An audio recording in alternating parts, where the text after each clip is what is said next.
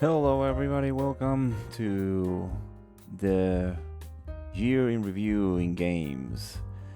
Let's see one of these tier lists. They are becoming so famous for putting a tier of the games that I played this year or that I considered complete or that I moved on. There are still some games that I decided not to put in this list that I have been playing throughout the year, but I haven't considered complete, like The Last of Us Part 1. I'm also playing Death Stranding. I was about to quit that game because that game was stretching for so long. And then I finally saw something on the internet that says like you have to push through chapter episode 3. It drags on forever just and I noticed that I was playing the game wrong and trying like all these side objectives, and I say let's just go for the main thing. And I started progressing, seeing more cutscenes, advancing the story, and now I'm kind of hooked again. So I want to still play it on PC, HDR. Also, I can stream it on my Steam Deck. So let's go into the games that I consider complete. I have a total of 52 games. It was a big year.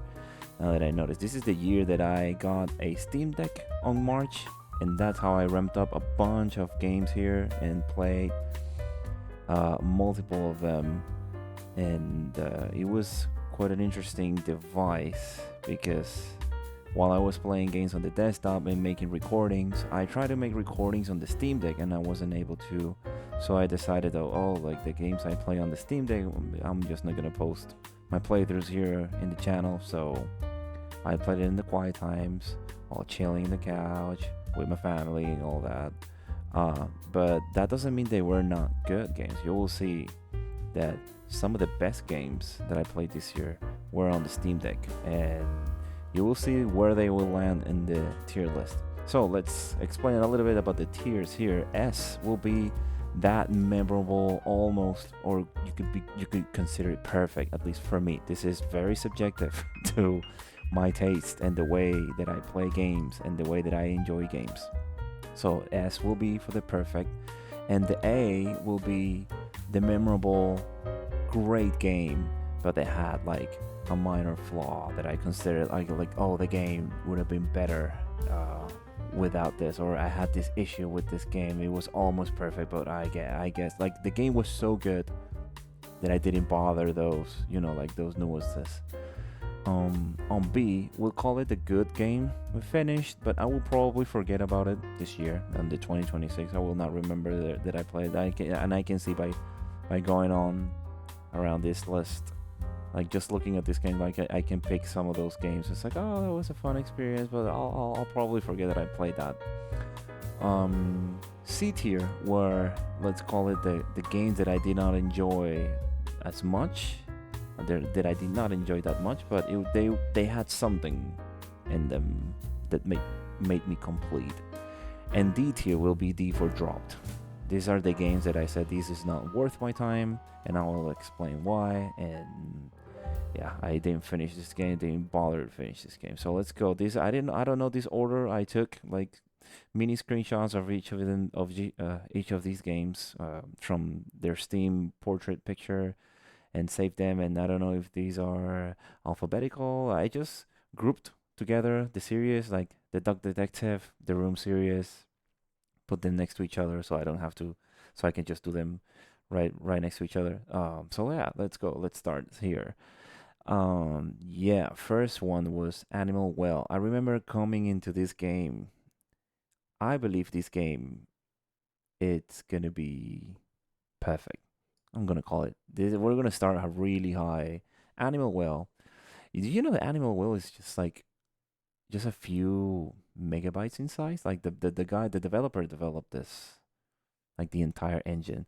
The thing about Animal Well, I went in on my Steam Deck with the thought of like, I'm just gonna do the main story and quit it. I knew there were some like hidden stuff, like nuances and secrets that you could go and like an alternate ending. I believe I didn't,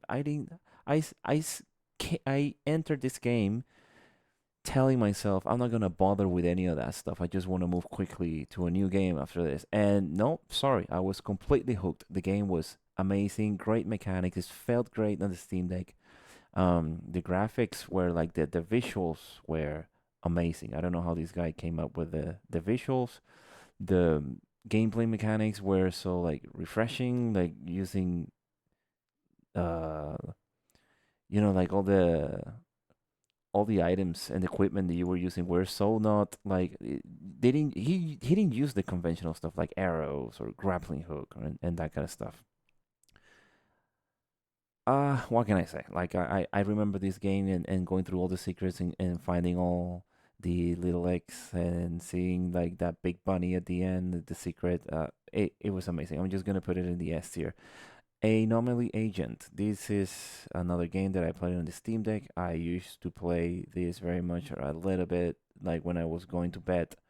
And I remember falling asleep multiple times because I feel that there were some levels that they kept going and going and going. And I don't know, like I felt some of the parts were very repetitive and the story was kind of like, where the hell is this going? I'm just gonna call it it was a good game. Like it was good enough for me to finish it. It didn't, overstay its welcome. Uh, but it's not something to die. Like I wouldn't recommend this to anyone. So it's like if you say, "Oh, recommend me a few like action platforming games," I'll recommend Animal Well, not Animal Agent. Sorry about that. But so it was a good game to play. Like on the Steam Deck before bed. But that's it. Ape Out. This is another one that I saw that it had like good reviews. Wanted to play on the Steam Deck, and it was very short. To be honest, this game like it wasn't much in gameplay terms. It evolved over its course, but nothing like too innovative except for how they adapted it with the percussions and the music.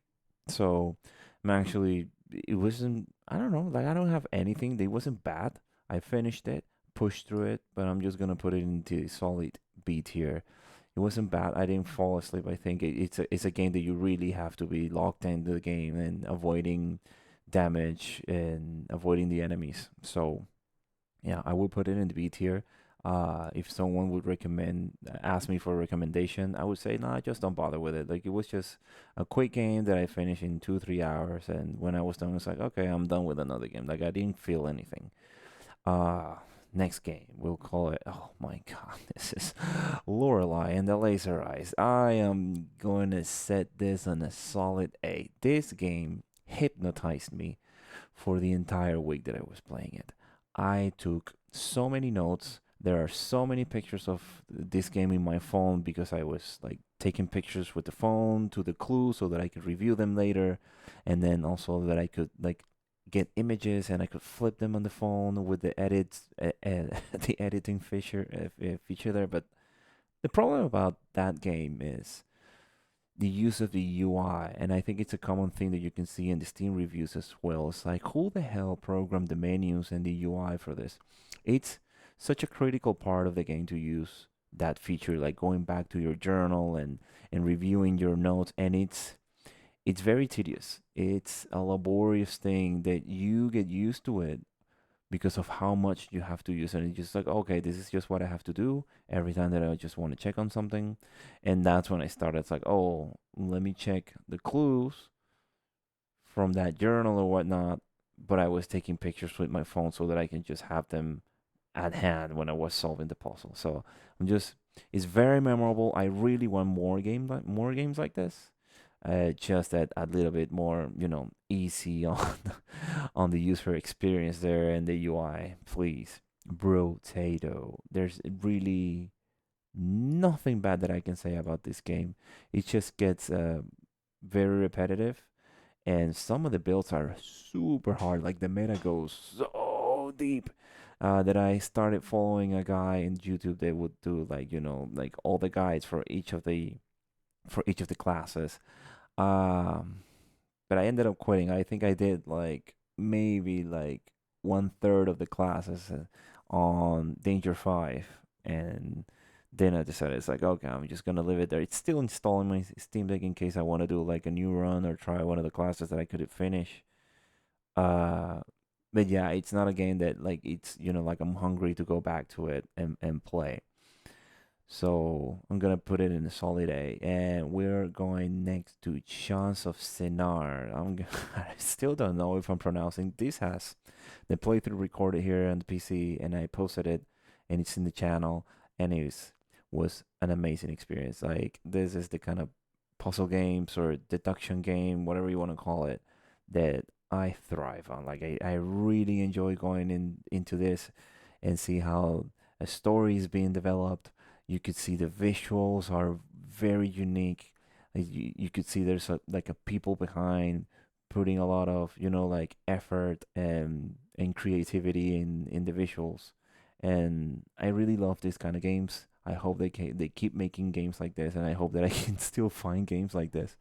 um, what I really like about this game is that just when you thought that it was going to start like overstay its welcome in the last chapter went really quick. I've seen some people see that as a negative. It's like, oh, it was doing so well, first chapter, second chapter, and all that.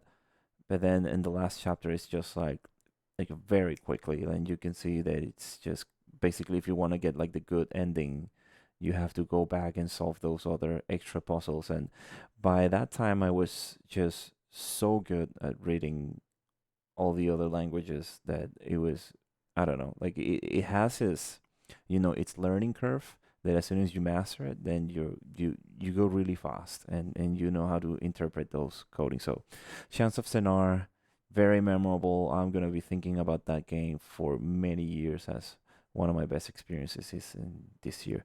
Crow Country, I'm gonna add this as well in the S tier. I I wish they would release like expansions or a second game, but there's no. I don't think there's a room for that. But it really, it really, scratched that itch of playing those very nostalgic games like the original Resident Evil, Resident Evil 1, 2, 3, Nemesis. The story, you could see it coming from like a mile away. Yeah, but I think the visuals, they did it right. The mechanics for me felt very solid. I remember playing this game with a controller, and it was very nice. And I didn't feel bogged down by the what is it called, the going back and forth, the moving from like one place to another. I remember doing some of that, but I don't know. Maybe I have a really high tolerance for for moving between maps and trying to like get all the collectibles and all the upgrades. That's the kind of thing that I like in games, and I'm putting that. But I think if you say that you hated Crow Country because there's a lot of like going back and forth, and you unlock the key so that with that key now you can go back like two stages and unlock the door so you can get the upgrade. I don't mind doing that in games, and this game had it perfectly for me. Like the story, but I don't know, like discovering the new things here and progressing the story and learning about the new mechanics and the new guns. It was really fun for me, and I really wish more games like this will be made. So let's go Dredge. What is wrong about Dredge? Nothing. Like, am I gonna put everything on the S tier, or did I don't know? I feel like the game really, or this tier list just loaded all my favorite games here. But Dredge was just like just like Lorelei and Laser Eyes. Dredge is another game that I lost sleep. I remember I was playing this. I took my Steam Deck for a trip I did on my birthday. I went glamping for my birthday, and I took my Steam Deck and I was playing Dredged. And I remember not sleeping during that trip because I would stay up late playing this. And when you see the reviews about this game, you read a lot about this being a cozy game but a horror game, and it's cozy but it has this horror. Oh my, I don't know how it worked, but I felt so good. And I thought because it has like that kind of inventory management that you have to like in Resident Evil 4, where you have to like manage your inventory through like some slots and stuff. You have to do that here with the like the engine that you get, and like the fish nets and whatever you're using for like the equipment or that you use for fishing. but there was something there driving me to keep playing and keep playing. And it's like, oh, I should go to bed, but I still want to go for that other fish. I still want to go for that quest. There was just something so addictive in it. And when it was over, it was like, oh man, I don't really want to go and fetch, the like hunt for all the special fish and the mysterious fish, like that, to get all the achievements. And when I finished the story, I felt like I was done. There was also the mystery that you knew all the time that something was coming from the story and from that guy in that island. But I think that's something that got me hooked. And you will see that theme throughout most of the games that I was playing here, that I was very driven by mystery in the story. The game would have been, there are some games here that were not to my liking gameplay wise, but just because I wanted to find out what the hell was happening, I kept playing, and some of them I finished. So let's go to the other one, Duke Nukem 3D. I'm just gonna put this in on solid A. This is a really boomer shooter, and I remember playing this because my uncle way back in the 90s showed me Duke Nukem 3D on his computer. Um, and I've had this in my backlog for quite a while, and I wanted to.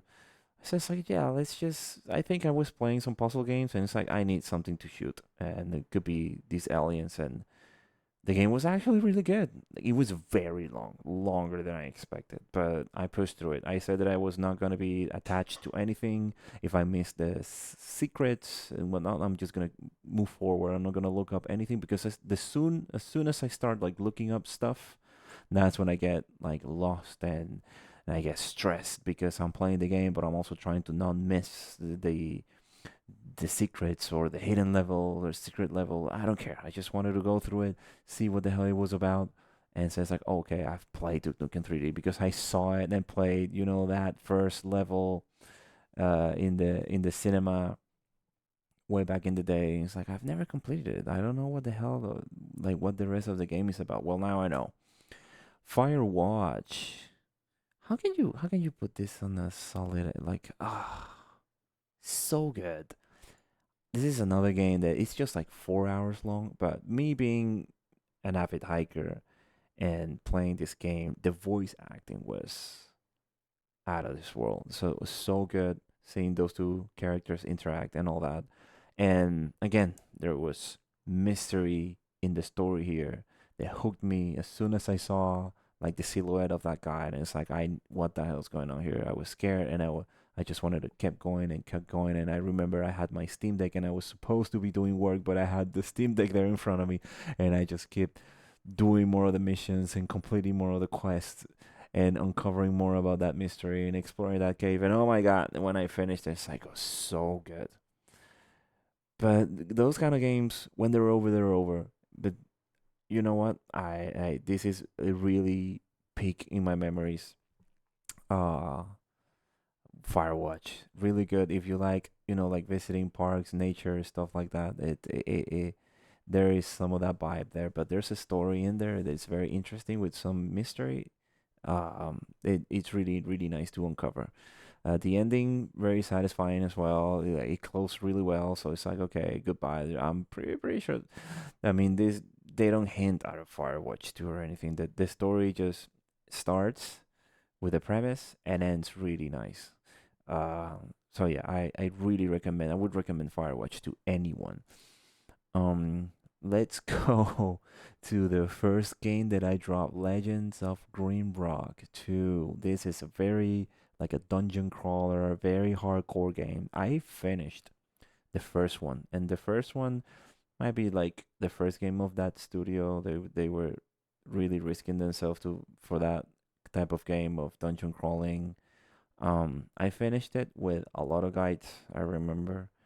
And as I mentioned, I didn't want to play the games with guides and looking at stuff like guides and walkthroughs and secrets. I played like a solid hour of this game, and it was so big, and it's just like I was banging my head against the wall. It's like, what the hell am I supposed to do? And I think maybe I was not in the mood, and I got frustrated, and I saw this game, and it's like, oh my god, I have so many big games, game of the years there in my list and my backlog that I could be playing, but I'm getting frustrated. I don't know what to do here, and like I said, maybe I was not in the mood. Maybe I didn't have the right energy, but I ended up dropping it and calling it done. Like I finished Legend of Greenbelt 1. I know what it is. This is kind of like more of the same, but bigger. Like the stages were huge, and I didn't know what to do with those walls and what to click, and it was very confusing for me. So I'm not gonna criticize the game as a bad game. I think it was just not the right game for me, or maybe not the right time. And seeing as the amount of games that I have in my list in my Steam, I don't think I'll be going back to this. Um, I've tried watching speedruns after I dropped it, or watching like a walkthrough from someone on YouTube to see what I know about. And I can't watch the whole thing. It's like there's really nothing pulling me there, like a story or a mystery, anything. The Looker, the Looker. This is just. I mean, this is a like a gag game. Like someone just wanted to try their hand at Unity, and they did this to kind of like mock the game The Witness, which I remember when that game. I don't know why. I wasn't even really that good at the puzzles of The Witness, but I was obsessed with that game. Like I played the game so hard when it came way back when it was released. And then I watched speedruns of that. I don't think people are doing speedruns of this game anymore. I think it's like completely optimized by now. But I remember watching the speedrun scene working really hard at this game. And then the Looker came. I saw like someone posting about this. I don't know where I saw it. I don't know where I got the idea to play this game.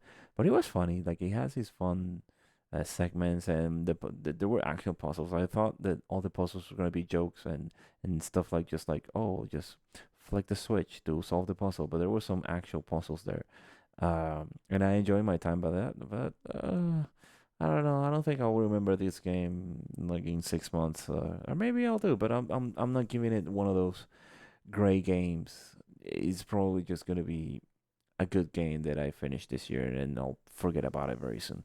Monaco, Monaco. Yeah, I dropped that game. Yeah, like I'm sorry. Like I see that it has so great reviews, but playing through it, I don't know. Maybe this is was another game. I tried to play it on the Steam Deck with the controller and all that, but I just maybe I was not in the right mood with the energy.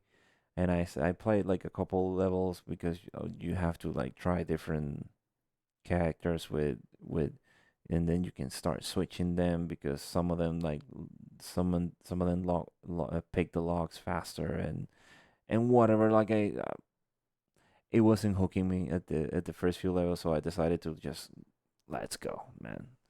I don't mind, and dropped it. I decided to play whatever something else that I was playing. It probably Silk Song. So like between like that's the thing. Like you're playing Monaco and then Silk Song release, and it's like, do I keep playing this game to finish it, or do I want to play Silk Song, which just released after like 7 years of development? So it's like goodbye Monaco. You just got you just got beaten by Silk Song, of course. Mouth washing. Yeah, yeah, I'm gonna put this in the B tier. There's not really much of a gameplay here. Some horror elements. It was interesting here. Um, I don't quite. I don't think I quite understood what was going on there. Like I know that some weird stuff about you, like in space, carrying mouthwash, but it was a fun game. It was a good game. I finished it on probably one sitting or two sittings. The gameplay is there in the channel if you want to watch that and catch that. But it was funny game. I'll probably remember this game. So I can set it on the in the A tier actually. Yeah, I think I'll remember mouth washing. It was kind of those weird games. It's like, oh, let's give it a shot, and it ended up being very weird and funny. Good experience. Nothing, no big gameplay there, no big puzzles, just you talking to people and NPCs and all that. But yeah, never, never, never, never. Yeah, never. I like this game. This was a good platformer telling like a really beautiful story of I don't know this woman who takes care of a wolf, and the story was I don't know, nothing to write home about, but the game is beautiful in the art, and the the visuals there, the effects and everything. It's super gorgeous. The gameplay wasn't difficult at all. It's just really something that I installed on my Steam Deck and I played it over 3 4 hours. I remember finishing that in this during the same weekend. I think I started on a Saturday and then I sat on Sunday on the couch and finished it right then and there. Full 100% achievements and all that.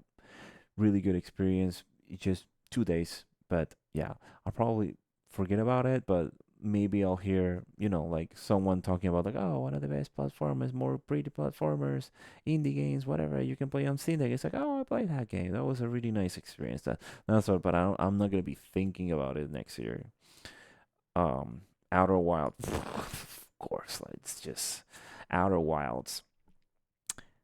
I've seen people drop this game, and I don't know. I don't know. Like that's why it's very subjective. Like what really drives you in games. What really drives you in life?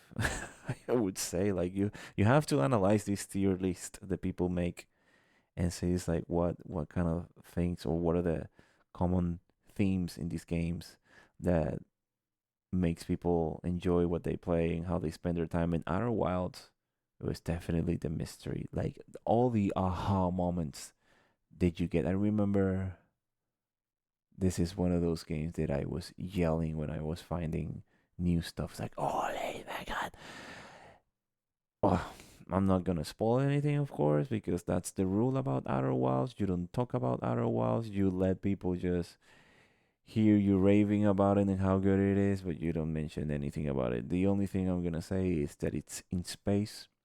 I played it on PC. The full walkthrough it's there for you to watch on the channel.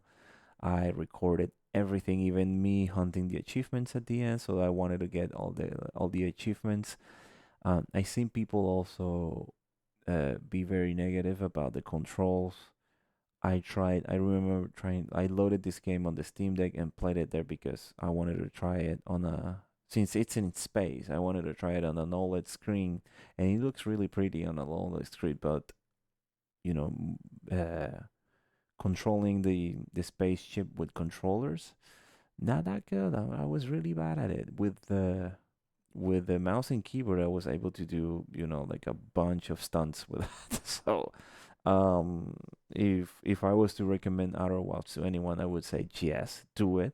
But if you're struggling with the controls, try the mouse and keyboard. If you are a mouse and keyboard person, like I am. The Room. So the Room, I really enjoyed it. It's those kind of puzzle games of, like look for stuff in the room. These are good games. I'm just gonna set all of them in the B tier right here. They were good, great. The story, I didn't know what the hell was going on. There's something about the null. I remember I enjoy very much the puzzles in the room one, and the room two expanded a lot. It was like the room, like I could say, room two got better than the first room. And then in the room three, there was something about it. Uh, I wasn't having much trouble to put it into the C tier. Uh, I still consider it a good game, but it's the worst of all the four games. Because it had you go like back and forth those rooms, and it was very tedious. The backtracking. Oh, that's the word that I was looking for Crow Country backtracking. Yeah, I don't mind backtracking much, but I can see when people mention like, "Oh, I hate backtracking," kind of like Dead Space 1. Uh, so yeah, backtracking is an issue in the Room 3. Uh, and then they fixed it in the Room 4, and the graphics got better and better over time. The puzzles, I don't know. Some puzzles were very bullshit from the Room 3, and in the Room 4, I think the last few rooms they started being it's like what the hell, like where was the hint for this? I was just making stuff up and like doing trial and error kind of thing, and it worked at the end. uh I enjoyed all of them, so I don't know if you like puzzle games, these are some of the best, so I would recommend it to you. I hear that there are some puzzle games out there that are not fun. There's actually at the moment some Steam Fest for detective and puzzle games. I want to take a look at that. I know that purchased some puzzle games by from the Winter Cell, like the Root Trees Are Dead, and I think the Seance of Blake Manor or something like that. Like there's gonna be some puzzle games for 2026. So hope you hope you're looking forward to that. I'm looking forward to play those. I really enjoy those kind of games. Like Return. They said the Root Trees are like Return to the Oberdeen. I'm digressing. So let's just go back to the tier list. Yes, we have here. Let's. Oh my God, Silent Hill 2, so good. I was hooked, and I hate myself because I played this game right before I upgraded my GPU. I was playing this on a 3070. I was struggling so much with the whole texture, whatever it's going on with the Unreal Engine 5, and this is also a scary, dark game. It would have been so good to play this with my OLED screen, but I got all of those on Black Friday, and I finished this right before Black Friday. So I don't know. Like I don't wanna go back and do like a New Game Plus because I know you can do the other endings on New Game Plus. I could do that eventually and try to replay this game with better performance because I was playing with awful performance and I don't know, maybe try to get the other endings, but I'm gonna set it on A tier just because of the performance issues. It was such a nuance. I have to do so much tweaking, so much investigating just to get this game to run right for me and record it. But I had such a blast, like the gameplay, the scary moments, and me being such a fan of horror content. It was so good. I'm really, or maybe we can just wait because I'm really now looking forward for the Silent Hill 1 remake.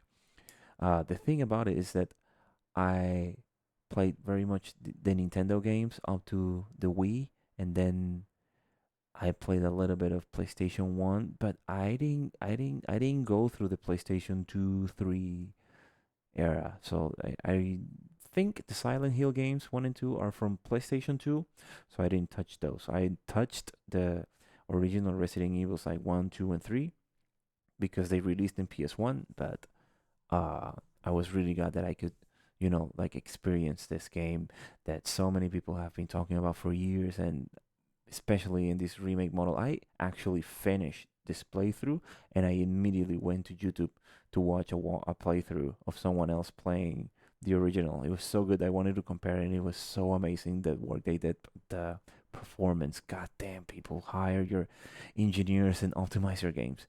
Let's go with Still Wakes the Deep. This is this is from the developers, right? From this is from the developers of what's that? Dear Esther, I think, on the Chinese room. They do the walking simulators. This was not a walking simulator. It was very cool, very entertaining, and the whole thing in like the with the Scottish accents, so good. It felt very genuine when they did the voice acting so uniquely like this. I'm gonna put it this as a beat here. This is not Soma. This is not Amnesia.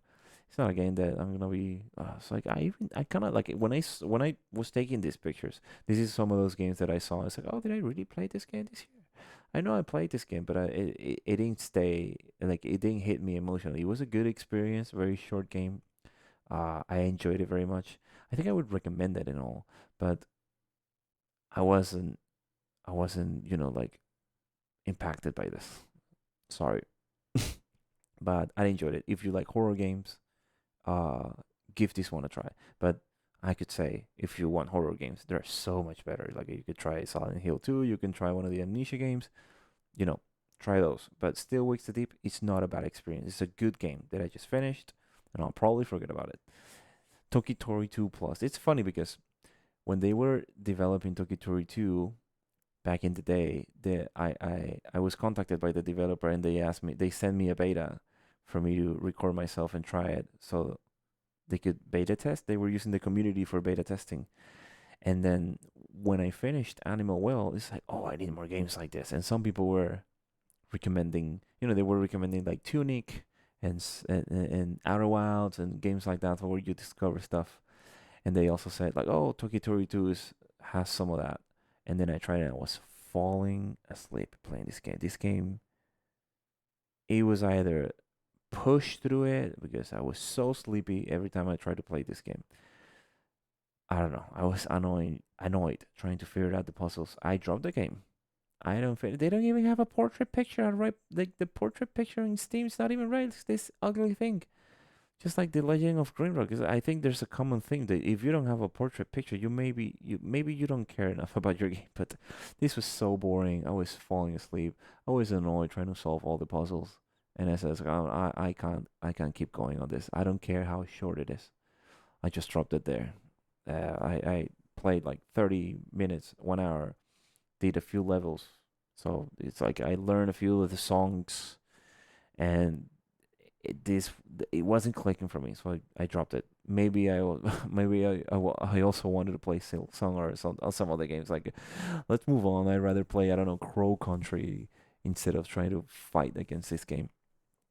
Before Your Eyes, I recorded this with the face cam and everything, and I think I just really had a crash.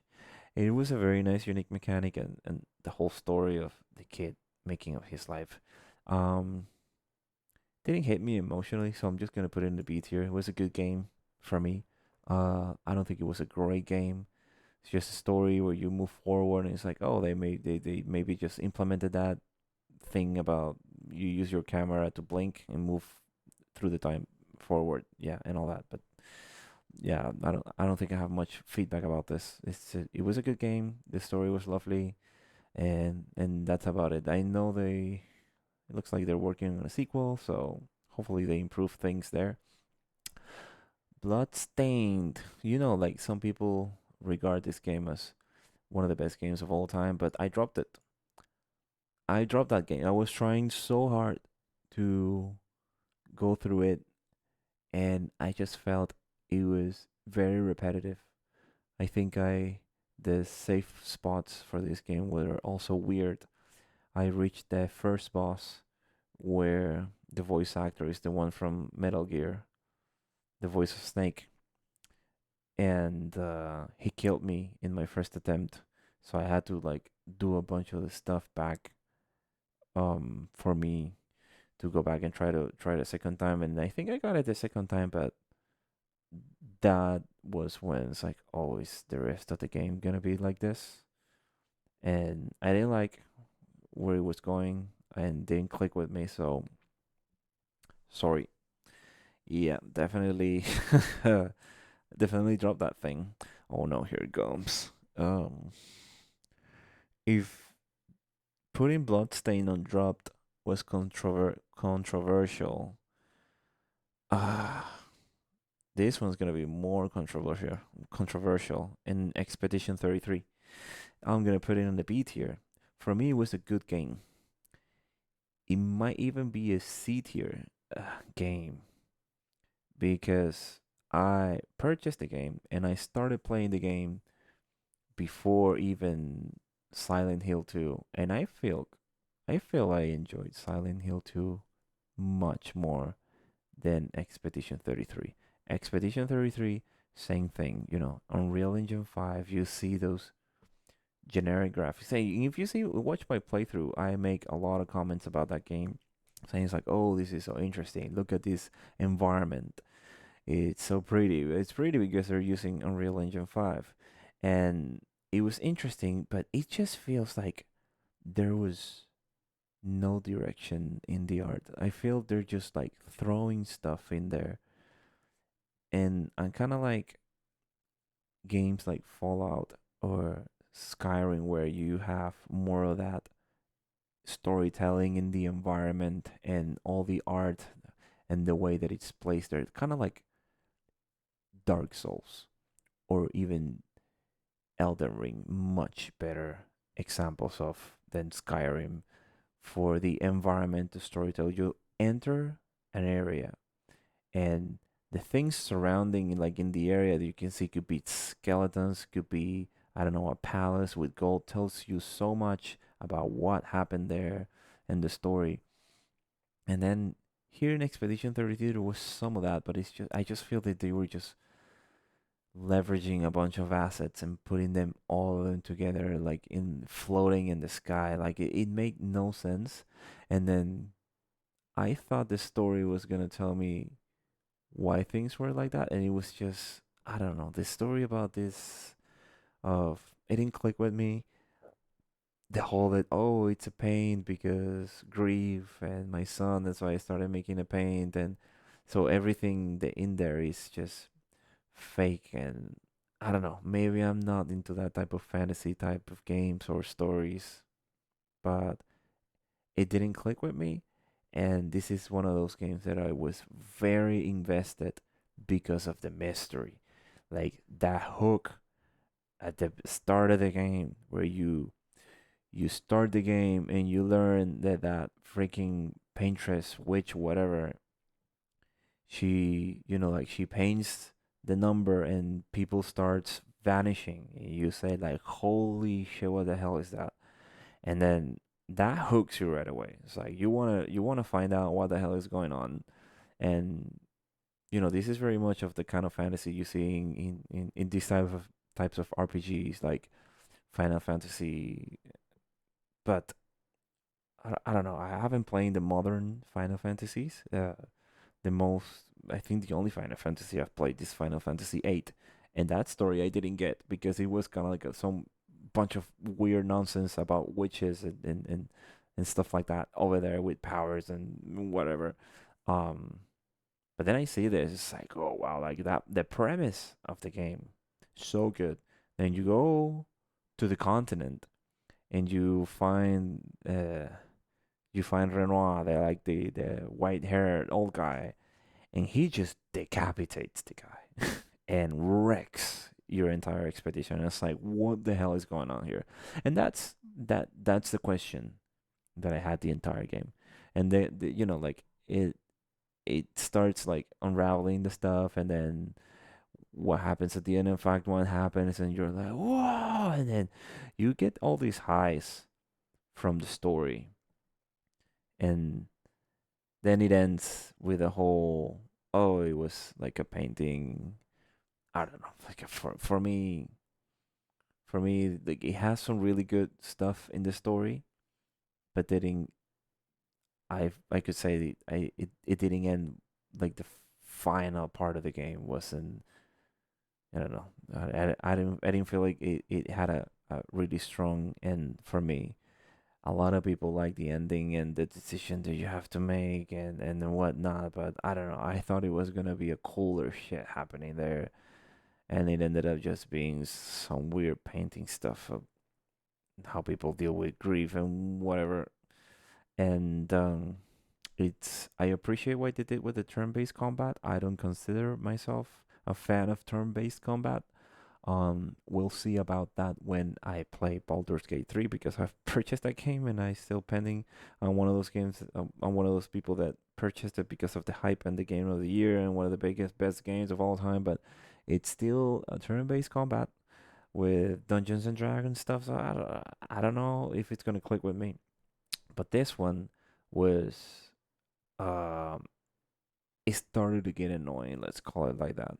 So I wanted to get to know more about the story. I was unraveling stuff, but every time that I had to do a fight, it was like, another fight, another fight. So that constant break. I think I like games that flow a little bit more freely. Action games, adventure games, like the Legend of Zelda's, the Assassin's Creed, where you just go forward and when action happens, you just start shooting or you start killing people. That's what I enjoy. But this, like, oh, we're exploring around and then boom, you get a fight. Go there, start parrying stuff. Like I like Dark Souls, like in Dark Souls, the only break you have is when you're sitting in that stupid bonfire or whatever it's called in Elden Ring. You're exploring, and at any moment you can have an enemy pop out of somewhere, and it's like, surprise, bitch, let's fight, and you have to figure it out how to kill it. And here it was just the whole parry and decide. Oh my god, the decision making or what to like. I want to make quick decisions. And this is like, oh, how can I synergize the attack of the first one so that the second can put a target so that the third can do the high damage and all that. And slow it so that I can break the shields, and the third can just hit it directly and put some poison or whatever. I don't know. I don't think I have a brain for that, and it's not my type of game. I think it's not a bad game. I see what they did. I appreciate everything they did, but all of the stuff that this game was praised for, like in the Game Awards and all that, they didn't click for me. Like I was expecting so much of the music because people were raving about it, but the accordion and the that type of music, I don't know, it didn't click with me. Even though like it's not that I don't like that type of like orchestral music. My favorite soundtrack of all time, it's the soundtrack of Skyrim. I still listen to that when I'm trying to focus at work and chill, and it's a good ambient noise for me. But this game, the music didn't click. It's very the beautiful piece from the menu. It's super beautiful, and the one from Lumiere, and I think that's it. The combat, I ended up being annoyed, and the whole you have to, like you have the pictos and kind of like that, the equipment and the skills, and you want to maximize all that. But I'm glad that I didn't play it in expert because I would have had such a bad time trying to, like maximize the stats and maximize the. I didn't put much attention to that, as you can see. I was just putting points for putting and for using them because I didn't. I know that if you have points, you should be using them, but I didn't put my thought on how I was using them. And I found on a guide that what were the best weapons and the good weapons, and I stick to those. And there were two characters that I barely used. I just wanted to get through the game and see what all that mystery and whatever was happening.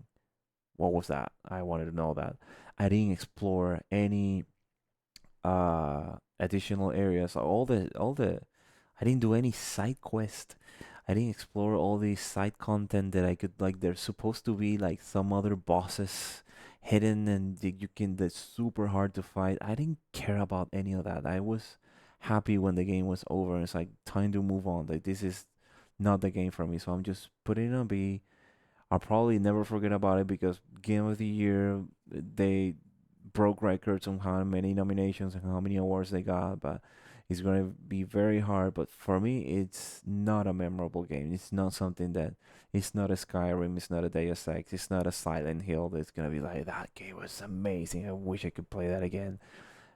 Expedition 33, it's uninstalled on my computer and I will never be downloading that game again. Contra Collection. I remember playing this with my friends when I was a child, so I wanted to give it a whirl, but then I realized, like, shit, my god, those games are so hard.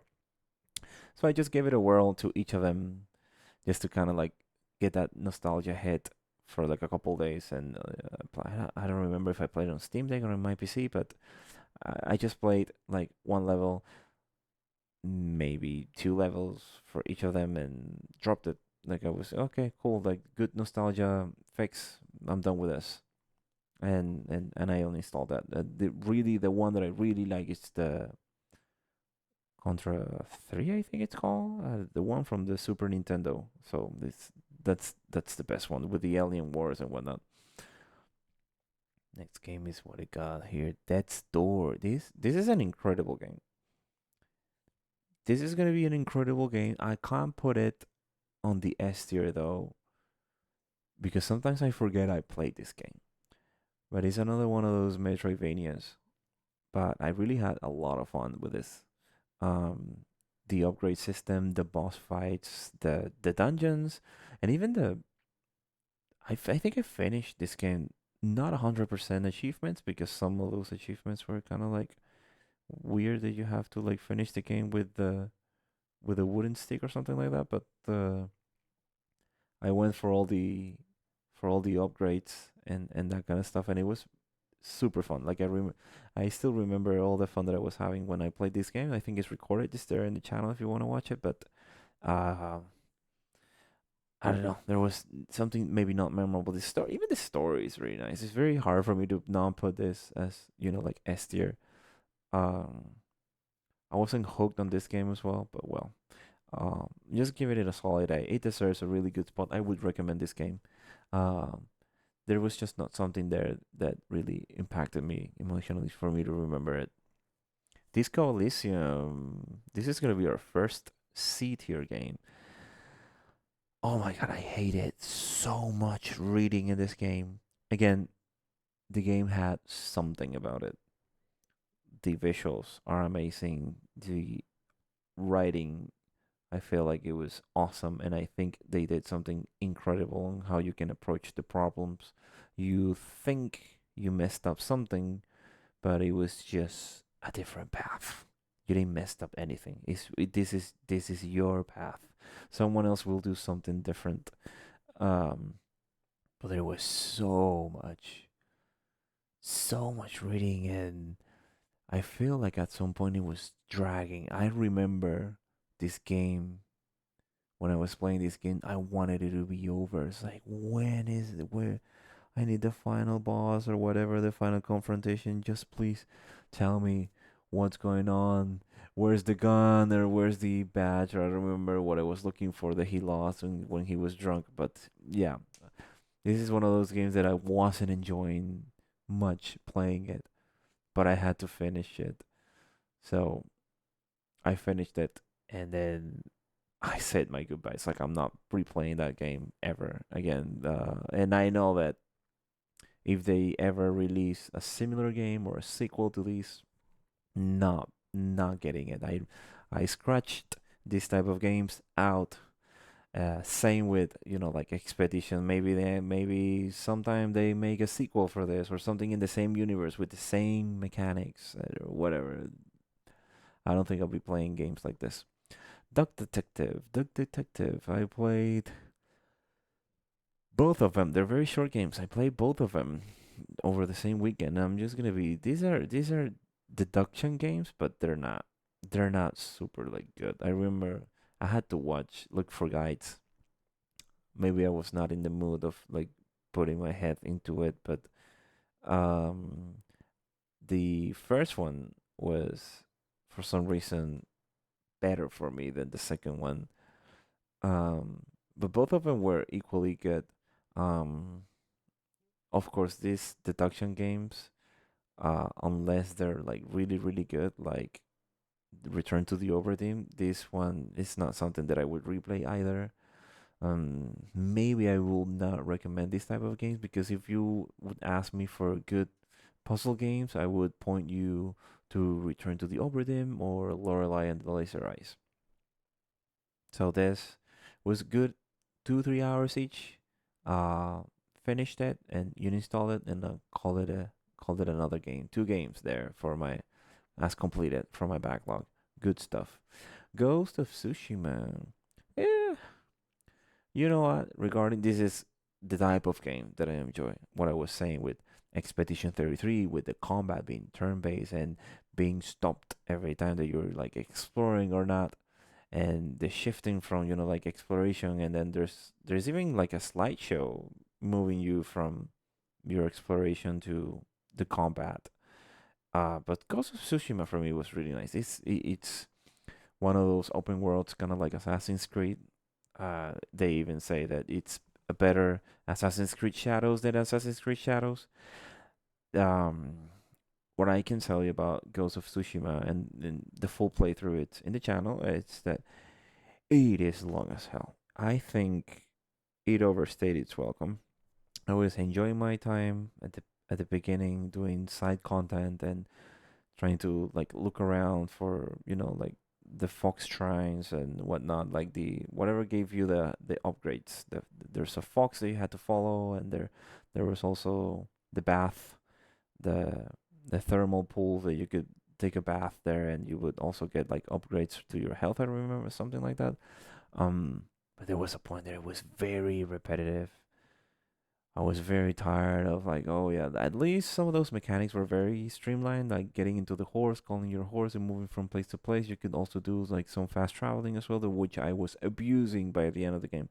And I remember the DLC was beautiful. Like I don't know, I think I started the DLC at a point where it refreshed me. It's like when I got into a DLC, and it's like, oh, okay, like there's something new to do. So it kind of like refreshed my thought of the game, and I was starting to think that this game was too long. I was getting bored. Maybe I should drop it. And then I moved on to the DLC to do it, and it's like, okay, this is new, and I started enjoying it again for some reason. Then I came back to the main mission, to the main campaign, the main island, and it's like, let's get this done. Like I need to finish the game. The game was, the ending was beautiful. Like I loved what they did with the story and how they portrayed the Jin Sakai, Sakai-sama. And I remember playing the game with the Japanese audio and the English subtitles but I remember losing some of the dialogue because sometimes you're just playing and you can't be focusing on the fights or the stealth and be reading those subtitles. So I know I missed some of those dialogue options there. Let's see. So Ghost of Tsushima, yes, I recommend. It's a very good game. It just gets very tedious at some point. So if you have the grit to go through that, go ahead for Ghost of Tsushima. I recommend it. How about Hades? Hades is the perfect game. Hades is the perfect game. Hades was the first game that I tried on the Steam Deck. I remember I purchased a Steam Deck, set it up, and downloaded Hades first, and that's the first game I turned on. I later discovered that playing Hades on a big screen is much better than on the Steam Deck. Even though like the Steam Deck is not a tiny screen, but there are some stuff that I was missing. Like I felt the Hades was easier on the big screen in my computer than on the tiny screen of the Steam Deck. But it's so good, like the voice acting, the way they develop the story there. The game feels so good. The mechanic, the hack and slashing, and the whole like all the combos you can do. Everything felt so nice. The progression, it's super good. It's just that it was so hard. It took me so much to get through the boss of the, I think the third boss. Yeah, the one there's the duo. Those two. So getting through them was a pain in the ass. And then I started watching guides. I was like, how can I easily beat the boss? So I started changing my strategy and following some of the guides with the upgrades and how to tackle the like, oh, just kill the bull first so you can get for the other guy second. When he's alone he's easier. And I started getting more into the sticks and actually reaching to Hades, the final boss. Sorry if I'm spoiling that for you, but yeah. So then I figured out that the boss is super ultra hard. It has two phases and all that, but it took me so much to get. But I started implementing more strategies that I watched on YouTube, and eventually I beat it. When I beat it, maybe I gave it like a few more tries, and then I beat it. I beat the game a second time, and I saw like, oh, every time that you beat it, you see, your mom Persephone, and then there's like different interactions every time you reach her. And it's like, oh wow, that's really cool. But for some reason, I felt like I'm done with this game. I finished the boss, killed it twice, a second time, and it's like, I'm good. I'm good. This is good for me. I don't want to keep going. Maybe there was another game. But I think at that time, I wanted to try. I want to keep playing and finishing Outer Wilds. So basically, Outer Wilds pulled me away from Hades, and I think that's a very fair trade-off because Outer Wilds ended up being tremendously good. But yeah, Hades for me, perfect game, great hack and slash. I already purchased Hades 2, so I don't think I'll be coming back to Hades. I remember I didn't unlock the area that's after the cafeteria in Hades, in the main, like in the, like in the where Hades is, has like the office and you have your bedroom and all that. I think I saw from someone on YouTube that that's an area where Persephone eventually gets stationed at, but I didn't bother to find out, like getting all the upgrades and decorating the house. I just watched a YouTube video about the difference of like a fully decorated house, and I thought it was nice, but that's it. I don't feel like that's an objective a goal for me in life. Hell is us. Hell is us. Hell is us. I love this type of game where you have to like explore, do side quest, find stuff. This person have an issue. Please help him. You go help him. And then you see that helping him is not as straightforward as you thought it was gonna be. And people say it's a Souls-like, but I have the thing that if you have to hit with your sword with the right bumper or R1 on the PlayStation control, that's a Souls-like. If you have to use your sword or your hits are with the X button on the on the Xbox controller, that's not a Souls-like. That's a hack and slash. So for me, Hell is Us, it's not really much of a Souls-like. It's more of a hack and slash, kind of like the Batman Arkham games.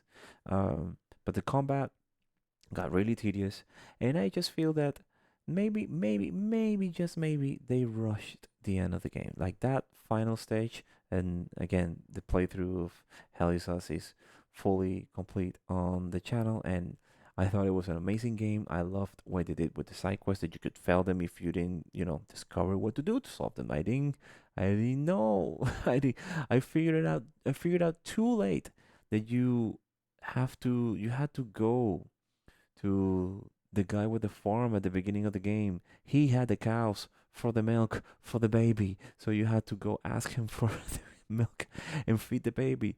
And I didn't do that, and then the baby died, and I felt awful for like 2 days after that happened. And it's like whatever, it's a video game, and I didn't come into this game thinking because of the nature of it that the game's not gonna tell you what to do because of that.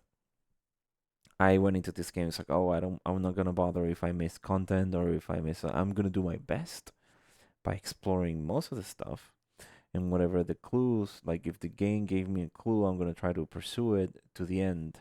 And I ended up letting the baby die.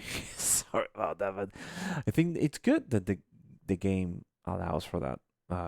And it was a great story, as well. And it's such a big game that I thought it was bigger than I thought it was gonna be. And the art, amazing. I knew that this is what really sold me is that I saw that director for this game.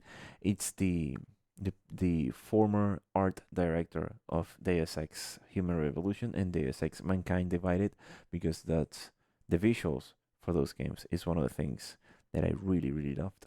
And when I saw that game, I saw that guy was working for this game, and I was like, I gotta try it because I'm pretty sure that the art, at least like the environments, like that guy gets crazy with like all the detail. If he has to put ketchup in the hot dog, he will put it. And that's exactly what he did here. Like, you go into a house and you start seeing all the details there. And I love that because he used that strength of his to make it into puzzles. Like, there were puzzles that were like that. You didn't figure it out. Like, you go to a house and you start seeing stuff that are placed randomly there, like a teddy bear, I don't know, and then you interact for that, and you can give that teddy bear. I think you can give that teddy bear to like a little kid or something like that. But exactly, so like when you visit your father's basement, there's a lot of stuff in the environment that clues you to. Uh, I think it clues you to a code for a safe or something like that. And for me, that was beautiful. Like, they used their strength of like art and environment design and art design, uh, for gameplay purposes. And yeah, except for that final level, I think they rushed it. That new enemy they put in the final level, so it's just so annoying. Visually, you didn't know what the hell was going on. I was just dying so fast, and I kept repeating that same enemy many many times until I don't know. I got lucky and I got it, but yeah, I didn't try to min max as well, like in my build, so I was just playing just for playing. So Hell is Us, yeah, good one. Unfortunately, it launched the same day as Silksong, so it got the boot. Silksong won in, the marketing perspective. In the market, it sold better. You don't see people talking about Hell is Us. So, well, what else? What we got next here? Ooh, we got Hop.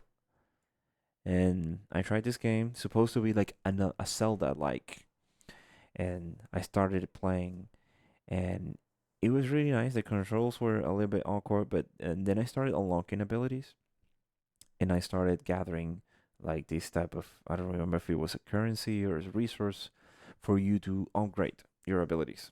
However, I was playing and playing, and I played a good chunk. I played like 4 hours of that game, and I remember I was just so lost at a point. It's like, where the hell am I? There's not. I don't remember there being like a map telling you very clearly where to go, and there might have been a map that told you where to go, but not very clearly. And I remember me getting these resources, and I had no idea how to go back to that cave where you could like use them to upgrade your stuff. So it's like I don't know, I was just moving around, being lost in that game, and I think I was at a point that my attention was very focused on Silksong. So it's like, in Silksong, which it's next here, was such a long game and so convoluted. There were so many things to do in Silksong that I just didn't want to drop it. For drop Silksong to play Hop, it's like I might as well just quit that stuff. Like, you install it, call it quit. I played enough to see and make an assessment of this game, and I ended up playing Silksong, which is, I'm just gonna put it here. There are a lot of negatives about Silksong. That it was too hard, it was too long, it's a lot of backtracking as well. Well, what can I say? I don't know. That's the only thing I'm gonna say. That's the type of game that I love. Like the Metroidvania, you have to unlock your new ability, unlock more hearts, so you have more life to, so the game becomes easier, and then you hit a new boss and that boss still kicks your ass, so you have to get better and learn the patterns and learn the animations. And what can I say? It's that I played the whole thing. I think I remember the how long to beat.com time for just finishing the game was like 20 something hours, and to fully complete the game was like 40 something hours. I ended up doing it in like 80 or something. I played so much Silksong. And I don't know. I think one of the things that why I wanted to be stuck in that game was I played so much is the movement. Like everything feels solid. The attacks, the movement. There's some bullshit on how the enemies behave and how they evade your attacks and how they hit you. But I don't know. Is it like self-inflicting damage to yourself to think, masochist for thinking that you kind of dig that? Like it's the Dark Souls of the Metroidvanias here. Um, you get killed and you tell yourself that, maybe that wasn't bullshit. Maybe I can do better. I'm just gonna try again, and I'm just gonna. And I lost a lot of sleep because of that. I'm gonna try it again. I'm gonna try again. I'm not gonna go to bed until I finish this boss, and I'm gonna not gonna go to bed until I get that or finish this dungeon or find a path.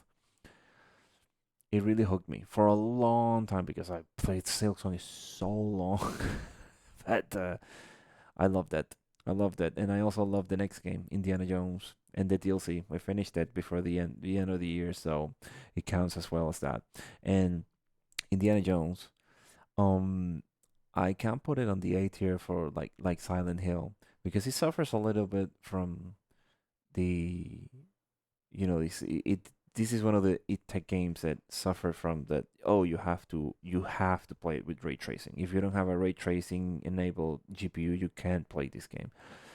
So that's what happened. Like I started having performance issues, settings. I had to play like put the textures on low and all that, and reduce all the goodies, all the eye candy. Gotta get rid of it so I could play this game because I was hooked. I remember playing this over the holidays. I was just on my days off in between Christmas and New Year's, and this game was amazing. It's exactly the type of game that I love and play. The you I was expecting from the trailers, like the action games, or maybe there were gonna be some puzzle games, and there were puzzles there. Some tough, like in the DLC. I remember because I played the DLC like a week ago or 2 weeks ago. It was rough, man. There's some puzzles there, but the whole immersive sim of uh exploring and having conversation, checking your map, going for loots and getting upgrades. I loved all that. Like this is the kind of game that I thrive. What's called it? It reminded me a lot of my days playing Dishonored, playing Deus Ex Human Revolution, and then the visuals, beautiful. I took so many screenshots of that game, and the voice acting and the acting in general. I'm not gonna call it the voice acting because I think it's like the whole motion capture has that, like that comedy vibe from the original movies as well. And everything for me was perfect. The story, I didn't pay much attention. Some Nazi bullshit and some magic there, but I enjoyed everything about the game except for that I didn't have a good GPU. I mean, I had that mid-tier 3070 back when I was playing it, and I was struggling a little bit, like lowering the settings for the quality. But whatever it took to play this game, I was so hooked. Couldn't go to like I was missing sleep for this game. So amazing. I would wish they would make a sequel or more games. Uh, in the exact sense, but I don't know. These machine games, they did a really good Wolfenstein, and then they made it worse with each sequel. So let's see. Life is Strange. Solid B tier. I'm gonna put it here as well. It's one of the, I think it's the second game I played on my Steam Deck. Very easy. Um, very rough story. Like the story is very sad and how they approach like the first chapter. It's like, oh my god, why is this happening? Um, but I don't know. When I was grabbing the screenshots for the games for these images, I kind of forgot about playing this game, even though it's a little bit engraved in my memory because it is one of those games where I think after trying Hades, the second game I downloaded was this one to try to play not only action games, but also I wanted a chill game to just play before bed or before going to sleep, and this was it. The story ended up being quite nice. The decision making is the same as the other Life is Strange games, but I still think that the twists and the story of the first Life is Strange is much better. In here, it was more mature. I think this one's better than the expansion from the first one. The second, which is with the one with the brothers, I don't remember much about that one, but I think this one's better than that as well. So it's gonna leave it there for me. 2025 B tier. I'll probably just like I'm commenting about Life is Strange 2, where I don't remember much about the story. I just remember it's some brothers who are homeless and they're moving around places. I'll think about. I think this game just left the same impression. That it's just some girl that can manipulate emotions or read emotions and that kind of stuff. So, Little Kitty, Big City. Oh my god, it's like it's the it's not a perfect game, but I played this as well on the Steam Deck. Um, but I was hooked. I remember I'm just gonna play the kitty game. My girlfriend would say, it's like, oh, you're playing the kitty game because I would play it in bed just before sleeping, and it's I don't know. I feel I completed the game, 100% achievements. It was so cozy. I can't recommend this game to everyone, but if someone tries to tell me, oh, can you please recommend me a chill game where I can just, like play along and chill and be cozy, I would be this one. It's much better. It's better than Neva, better than Life is Strange.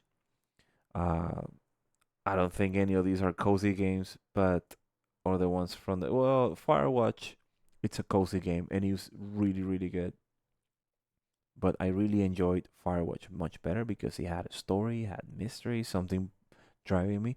This one was just really nice to move around as a cat and completing missions and making people try to take pictures of you. But yeah, I'm gonna put it there. I highly recommend this if you want to try a cozy game. The Messenger. Oh my god, I remember this, and I remember sections of the game where I was getting pissed because the platformer had something about it. Like, oh, the story was really nice, but there was a lot of dialogue. It was very funny. But I'm gonna put it on a solid A. Little kitty here. There has some of the sections that were bullshit, but it was good enough for me to finish it. I played this on the Steam Deck. I played the expansion, the DLC as well. It was really really good. It's very hard for me not to put it on the top, but I feel like it needed something more because as I've said with many previous games that I put in this list, there was nothing that left like an impact on me, right? Like I remember I played this game this year when I was taking the screenshots for the game. It's like, oh yeah, I remember the messenger. What was that? Oh yeah, that platformer, that action platformer. So really nice, but I don't know. It's not. It's not. It was not Animal World. It was not Hades. It was not Silk Song, of course. But it is a good action platformer, hack and slash. You want to try something? Give this one a whirl. I think is the only action platformer here in the A tier. It's not better than Silk Song. It's not better than Animal World, but for me, it was very entertaining to complete it all, and I enjoyed it most of it, but there were some platforming sections that were nerve wracking. It was really testing my anger management there. Mind over Magnet, but it's a cozy puzzle game. I'm gonna give it a solid B. Cozy puzzle game from what is his name? The guy from the Gamers Toolkit, Game Makers Toolkit from YouTube. Mark Brown, I think his name. This is the first game that he developed using Unity. I wanted to give it a try because I watched his videos and I saw him talk about the development of this game for so long that when he released it, it's like finally let's give it a try. And it was I think I purchased it for like $5 because of there was some discount on the sale on the summer sale. There was a discount and regional pricing makes it cheaper on my country. So give it a try. It was actually good. There was only like one room where I couldn't figure out what to do, and I had to look at a guide. The rest was genuinely, genuinely good. So, puzzle games, those kind of like platformer puzzle games, they are like very common from the Xbox 360 era. I would, I would say just give it a try or watch a video. But if you don't like puzzle games, you don't like platformers, that just don't waste your time. Mini Shoot Adventure. Is that how you pronounce it? I'm just gonna put this straight into S tier. It's such a good game. I remember, you know how I learned about this game? I was just watching a video on YouTube about like a random video. It's like, oh, these are my top 10 games, indie games, whatever. I don't even remember what kind of list was. But I was just doing exercise and was just watching or listening to that video. And they mentioned this game. I wrote it down or looked it up in my Steam app in the phone and put it into and put it as a in the wish list just because like it kind of like drew my attention. And then I saw when I purchased it, it's like, oh, this looks like the kind of perfect game that I could play in the Steam Deck. And I started playing. You know what happened when I started playing this game? I did not do anything else for the next 2 days. I repeat, I did not do anything. Like I skipped meals, I lost sleep, and I remember that at the time I was doing this challenge where I was making 10,000 steps every day on my walking or whatever. And I started not only cheating to get steps in, and the way that I cheat on that is like I can play guitar, put the watch on my right hand and play guitar, and that will make up like a good few steps, like a few like it can make I don't know 1,000 steps within like 5 minutes or 10 minutes or something like that. But I couldn't play guitar because I was busy with my hands playing Mini Shoot Adventures. So I went out, and this is the first time that I taken my Steam Deck on the street for a walk. I didn't care if it rained. I didn't care if I tripped or fall with the Steam Deck. I just wanted to keep playing, but I wanted to get also get my steps in, and I played a whole lot of this game. It was so good. The progression on this game. There's no story, or there is a story, but there's just, in this kind of game, you cannot ask for a story. But the controls were so solid. I played on the not the hardest level, but the one before that, where you don't get like full assist, but you have to shoot in the direction, and then the bullets will kind of like home in the enemy. And it was also not because the hardest difficulty you have to like perfectly aim towards the direction. There is no homing. But this game, the mechanics, like the shooting, there's like some dashing, and it's so good. And then they finished the game with this challenge room, and it was perfect. Like right when you have all your upgrades, you have all your speed, your fire rate, everything. You have like your belt. Then you get the challenge room, so you have to like finish it with the fewest hits. Oh my god, I can remember that challenge. I can go back to that game. And I uninstalled it because I wanted to move on and keep playing new games. We can have so many games to play, but oh my god, I really wish I could just delete my memory and replay that game.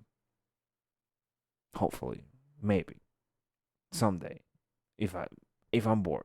But it's meant to be played on a controller. It's super meant to be played on a Steam Deck. So like they should do like a Steam Deck highlights, like a best game. I remember that the one for the Steam Awards, best game to play on Steam Deck, and people, the one that won was Ball Pit or Ball Crosspit, whatever that game is called. It's really good. I'm not gonna give credit, but I voted for Minishoot Adventures for that category, or I nominated it. It ended up nominated because I think it's not as popular as a Ball Crosspit, but what can I say? Not many people played it, I guess. I would like more people played it, so the developers have a chance to make a sequel because I need more of this game. It's so good. I think I read that it's one of those developers that were they built a prototype for one of those game jam. I don't know exactly which one, and then or maybe they developed it as a game with a community and feedback and blah blah blah, and then they released this full version. So good, so good. I need more games like this. Oh, Near Automata or Automata, but I mean, I even forgot about this game.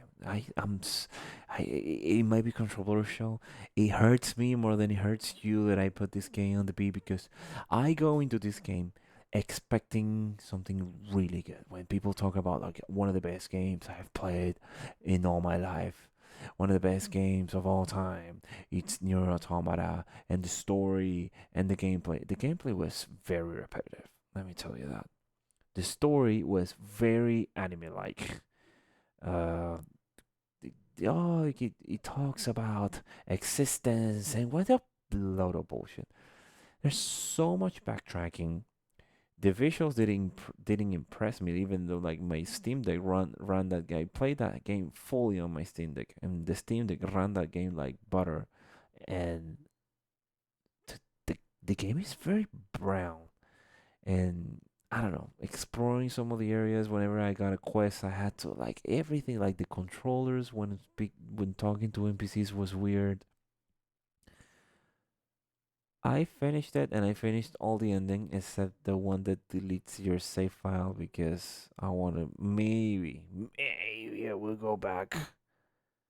Maybe I will go back and finish it. But I don't know. What can I say about Nier Automata? I'm gonna be honest. I'm not putting it on the C tier because I kind of enjoy the open world and the gameplay and the hack and slash and all that stuff. So I'm just gonna leave it. But I did not enjoy this game much. Um, and I even forgot that I played it because it didn't leave like a lasting impression. As you can see from as you can see from the games in my S tier, I'm not very much driven by those kind of like super philosophical, deep existential stories like Expedition 33 and this Near Automata. I didn't care for that. I don't think I'm ever gonna care for that, but Right. That's my review of this. Like that's my impression, and that's how I rate this game. I'm gonna put it in the B tier. It's a good game. Didn't leave an emotional impact on me. I'm not gonna remember it as one of those games that I played. Whoa. So goodbye. The Pathless C tier. I was about to drop this game, and it got lucky that I saw it and decided to play it on one of my flights back home. There was I took my Steam Deck on a holiday, and then on the flight back home, I think I had 4 hours to play, and I said, "Go okay, let's go through this." The game got so repetitive, and even though when you finish an area and are moving to the next area, it's like, is it please gonna be over or is it gonna change? It wasn't over and it didn't change. It was just more of the same. It's like this is very repetitive. Then the final boss came in, and that was they kind of saved it there. The final boss was really nice. I have to admit, the final boss was a good change of doing the same over and over. But you're still sorry. You're still staying in the C tier.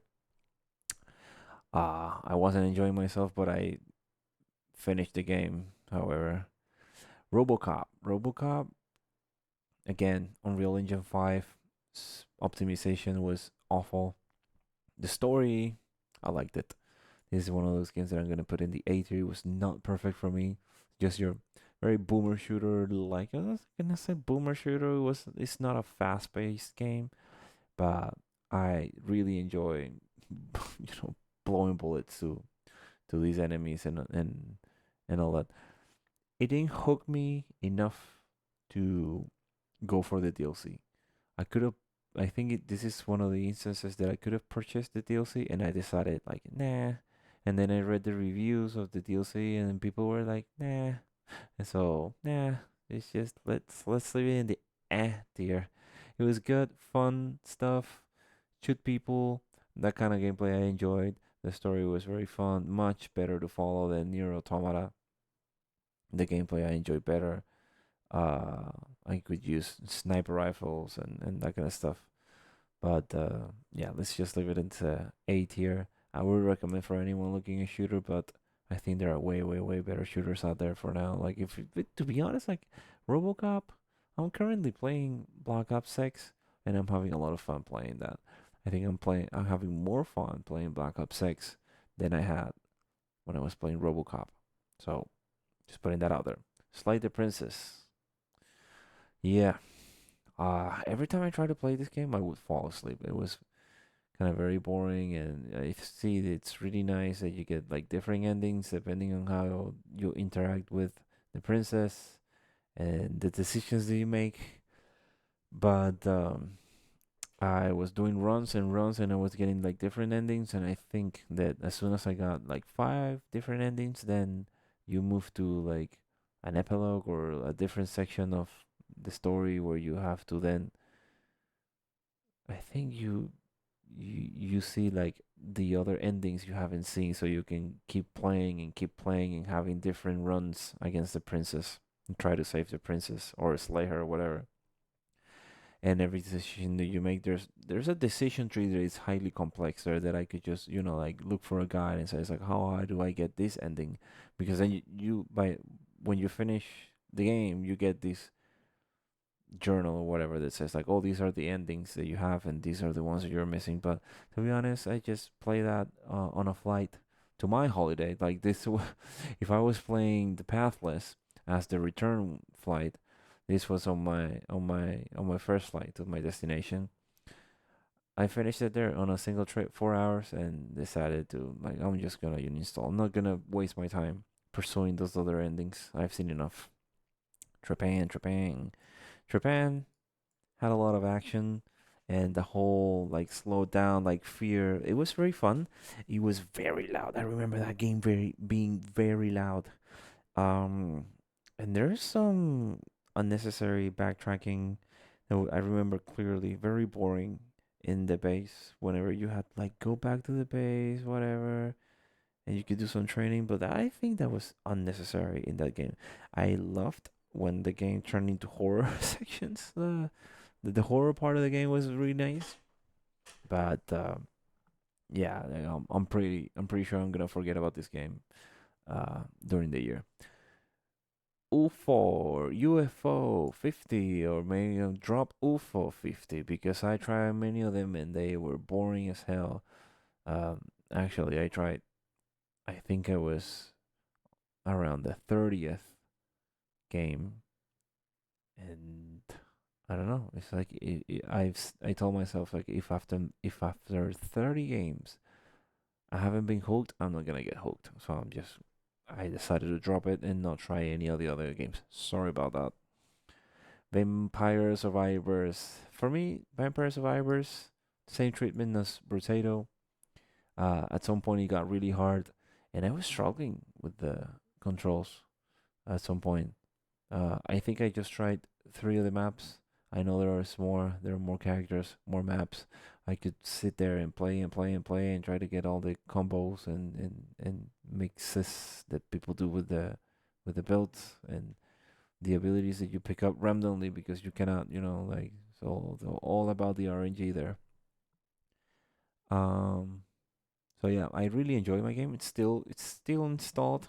That Potato, those are the type of games that are still in my Steam Deck in case of I see, oh, let's just go for another run. Hades, also Hades 1 is also another game, even though I have Hades 2 now, but I have Hades 1 in case I say, oh, I want to give my shot as Hades 1, let's try that. A run. So I keep those games always installed in my Steam Deck for now.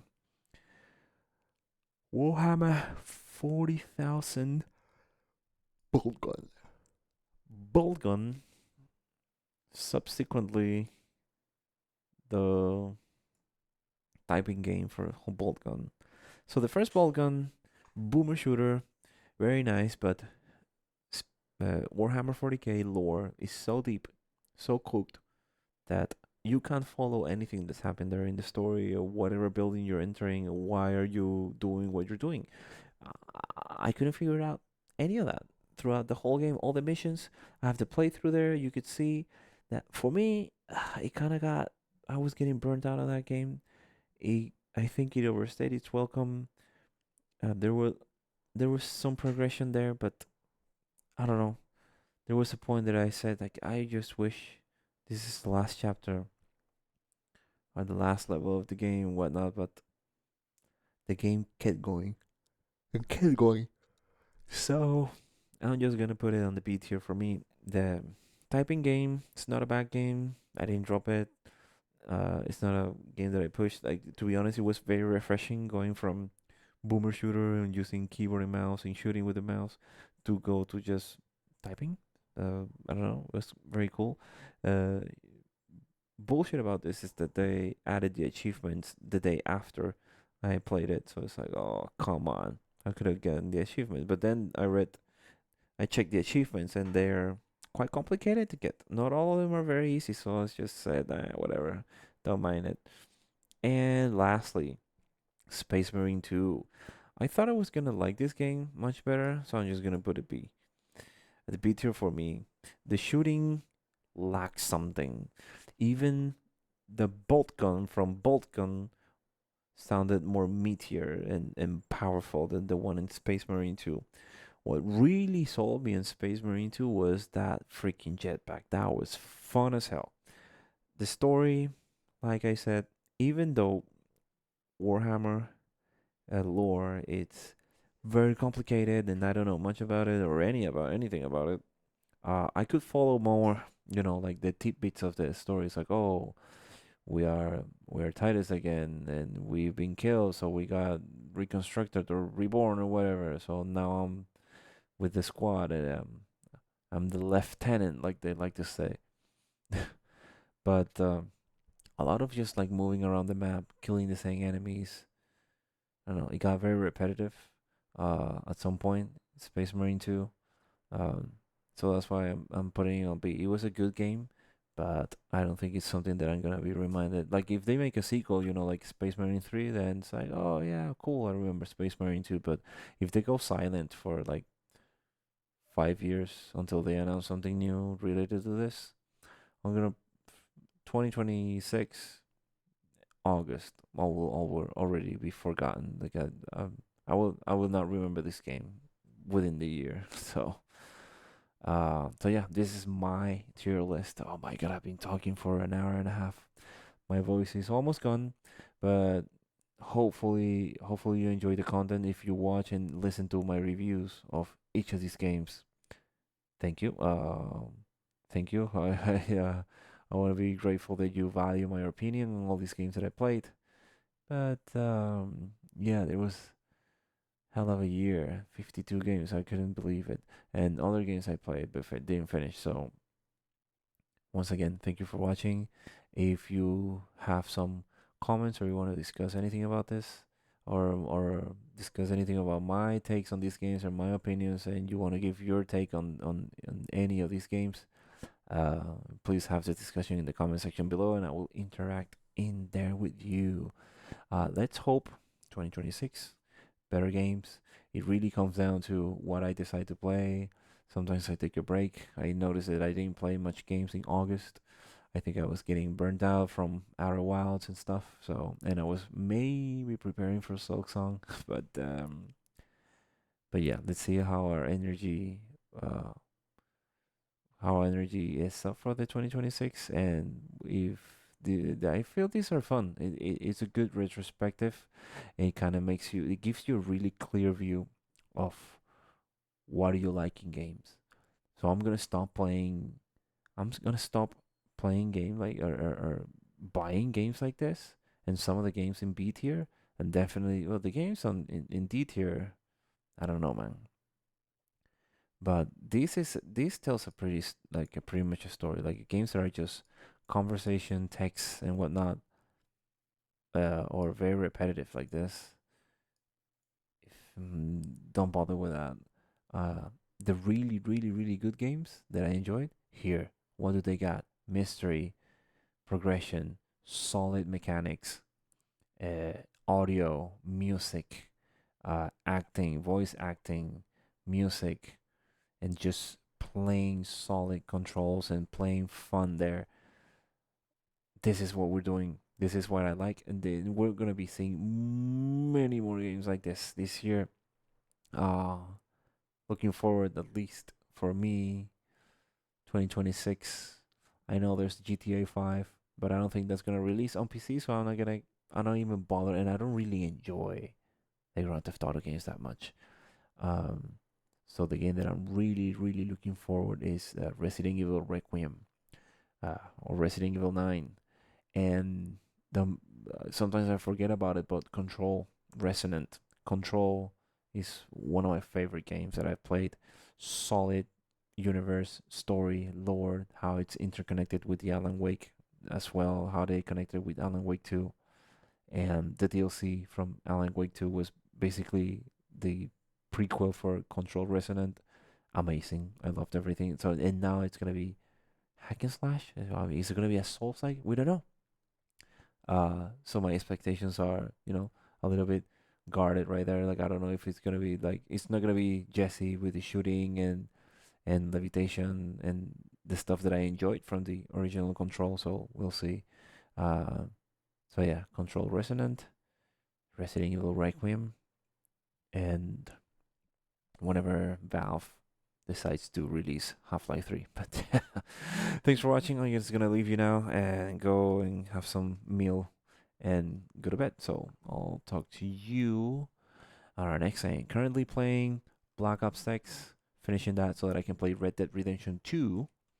And on the Steam Deck, I am playing. What am I playing on the Steam Deck? I'm playing Halls of Torment, one of these other like games like Brotato and Vampire Survivors. I'm loving that much better than Brotato. I'm gonna say that that's gonna get raving reviews from me next year. And I also want to play or keep playing Ball CrossFit or finish it. I think that's one of the games that you could finish. For me, Halls of Torment, I'm going through every character, and I think I'll be done. I'm gonna be done with it. Just gonna leave it there in case I want to do any other runs, new runs in the future. But that's it for me.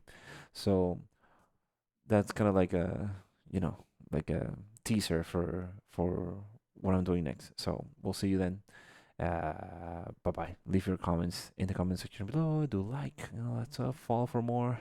Subscribe to the channel, and I'll see you later.